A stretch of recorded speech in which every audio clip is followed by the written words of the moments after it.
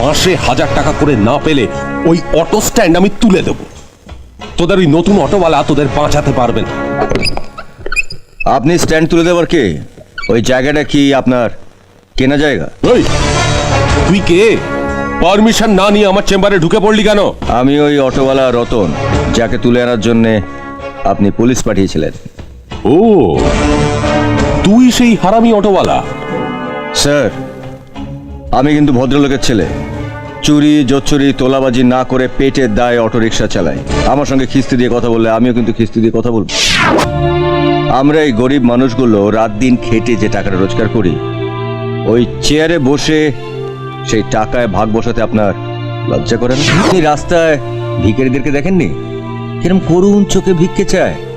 আপনিও আজ থেকে করুণ চোখে ভিক্ষে চাইবেন।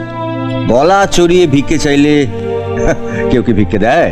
এই, মুখ সামলে কথা বল, নইলে ঘাড় ধরে লকাপে ঢুকিয়ে দেবো।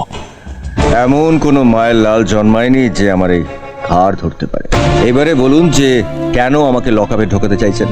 যদি মনে করি যে আমি সত্যি কোনো অন্যায় করেছি, তাহলে আমি নিজেই লকআপে ঢুকে যাব। এখন আমাকে লকআপে ঢোকালে কাল বেলা 12টার সময় আপনাকে আমায় কোর্টে হাজির করতে হবে। আর কোর্টে কাঠগোড়ায় দাঁড়িয়ে আমি চিৎকার করে বলবো, ধর্মাবতার, এই শোরের বাচ্চা পুলিশ অফিসার আমার কাছে ঘুষ চেয়েছিল, আর আমি ঘুষ দিইনি বলে আমাকে লকআপে পুরে দিয়েছে।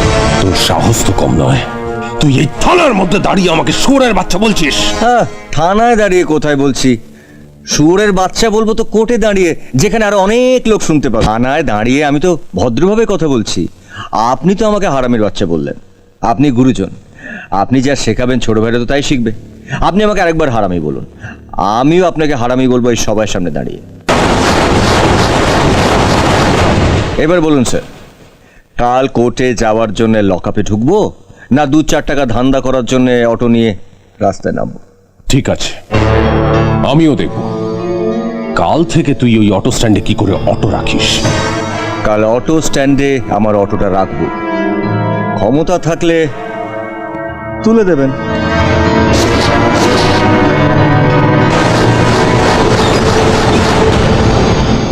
তোরা এতজন মিলে একটা ছেলেকে কিছু করতে পারলি না? কি করব বলুন?